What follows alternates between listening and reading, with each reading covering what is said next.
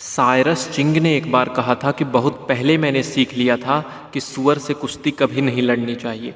आप तो मैले हो जाएंगे, साथ ही यह सुअर को अच्छा भी लगेगा। नमस्कार दोस्तों, मैं हूं पुष्पेंद्र गर्ग और हाजिर हूं आज एक बार फिर एक नए विषय को लेकर। तकरार और बहस से बचा जा सकता है और थोड़ी सावधानी बरतकर इंसान मन की बहुत सी तकलीफ़ों से बच सकता है। किसी बहस को जीतने का सबसे अच्छा तरीका है कि उसमें पड़ा ही ना जाए।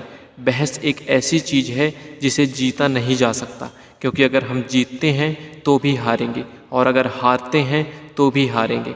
अगर हम एक बहस से जीतते हैं मगर एक अच्छी नौकरी, ग्राहक, दोस्त या जीवन साथी को खो देते हैं तो यह कैसी जीत है? बिल्कुल खोखली। बहसबाजी झूठे अहंकार से पैदा होती है। बहस करना हारी हुई लड़ाई को लड़ने के समान है।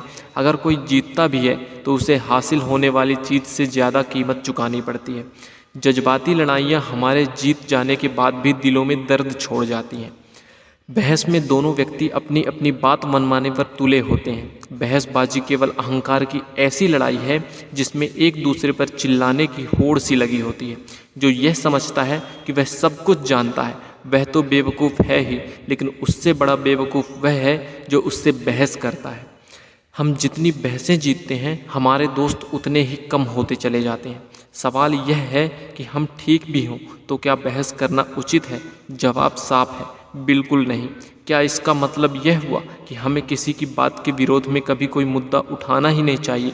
ज़रूर उठाना चाहिए, लेकिन नरमी और समझदारी से। कुछ इस तरह की निष्पक्ष बात कहते हुए जैसे कि जहाँ तक मुझे खबर है, अगर दूसरा व्यक्ति बहस कर रहा हो और हम उसे गलत साबित भी कर सकते हो, तब भी क्या यह उचित होगा? मैं ऐसा नहीं सोचता।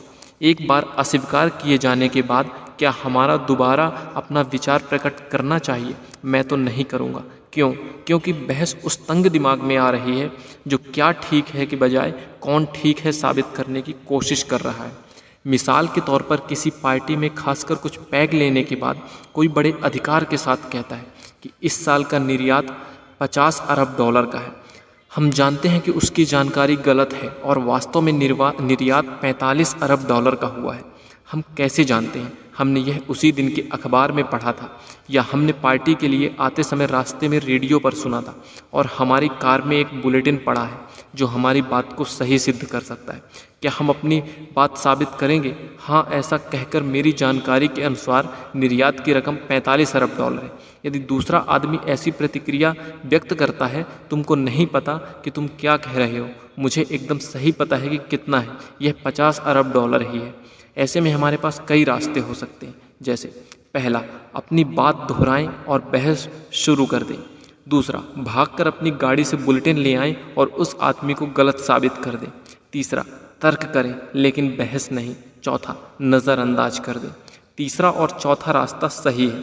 अगर कोई ज़िंदगी में बड़ी चीज़ें हासिल करना चाहता है तो उसे पूर्णतः कुशल और समझदार बनना ही पड़ेगा।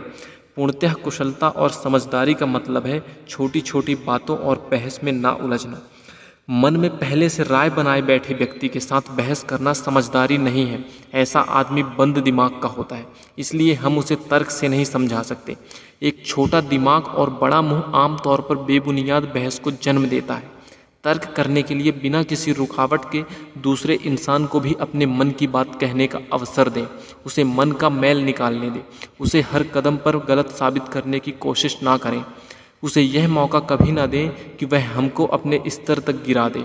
उसे इज्जत दें और तहजीब से पेश आएं। इससे वह दुविधा में पड़ जाएगा। कारण चाहे कोई भी हो, स्थिति को संभालने का सही तरीका यह है कि हमेशा धैर्य से सुने।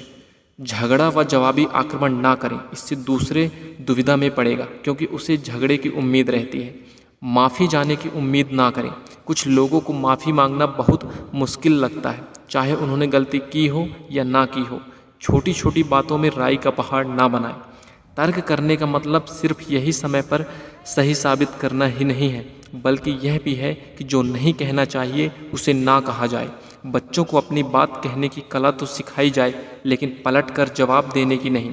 बड़े होने के नाते हमें भी झगड़ालू बने बिना असहमति व्यक्त करने की कला सीखनी चाहिए। बहस के दौरान एक व्यक्ति जैसा व्यवहार करता है उससे उसकी परवरिश का पता चलता है। किसी अज्ञानी को बहस में हराना नामुमकिन है, उसके तर्क कमज़ोर होते हैं। पर लफ्ज़ तीखे और कठोर होते हैं। तो आज की वीडियो में बस इतना ही दोस्तों। वीडियो कैसा लगा कमेंट में ज़रूर बताइएगा। अगर अच्छा लगा हो तो लाइक एवं शेयर ज़रूर कीजिएगा। और अगर आप इस चैनल पर पहली बार हैं तो इसी प्रकार के प्रेरणात्मक एवं हिंदी कहानी देखने के लिए इस चैनल को सब्सक्राइब करें और घंटी की बटन अवश्य दबा दें, जिससे आने वाली नई वीडियो आप तक जल्दी से जल्दी पहुंच सके। धन्यवाद दोस्तों।